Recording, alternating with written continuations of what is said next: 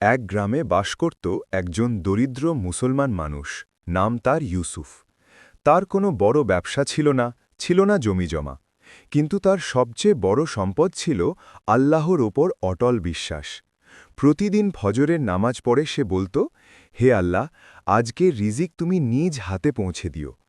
একদিন গ্রামের বাজারে কাজ করতে গিয়ে ইউসুফ হঠাৎ অসুস্থ হয়ে পড়ল। সেদিন সে কাজই করতে পারল না। বাড়িতে ফিরে দেখল ঘরে এক মুঠো খাবারও নেই। স্ত্রী চিন্তায় কাঁদতে লাগল, আর ছোট ছেলেটা ক্ষুধায় তাকিয়ে আছে বাবার দিকে। ইউসুফ তখন বলল, কাঁদো না, আল্লাহ আমাদের দেখছেন। মাগরিবের পর সে 2 রাকাত নফল নামাজ পড়ে আল্লাহর কাছে দোয়া করল। রাত গভীর হলে হঠাৎ দরজায় কড়া নাড়ার শব্দ।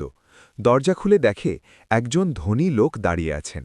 লোকটি বললেন, ভাই, আজ সারাদিন আমার মনে শান্তি পাচ্ছিলাম না। আল্লাহ যেন আমাকে তোমার বাড়িতে পাঠিয়েছেন। তিনি ইউসুফের হাতে কিছু টাকা আর খাবারের ব্যাগ তুলে দিলেন। ইউসুফের চোখে পানি চলে এলো। সে শুধু বলল, আলহামদুলিল্লাহ, আল্লাহ কখনো দেরি করেন না। সেদিন ইউসুফ বুঝে গেল, যে আল্লাহর উপর ভরসা রাখে, আল্লাহ তার দরজা বন্ধ করেন না। শিক্ষা: ধৈর্য হারানো যাবে না, দোয়া কখনো বৃথা যায় না, রিজিক শুধু মানুষের হাতে নয়, আল্লাহর হাতে।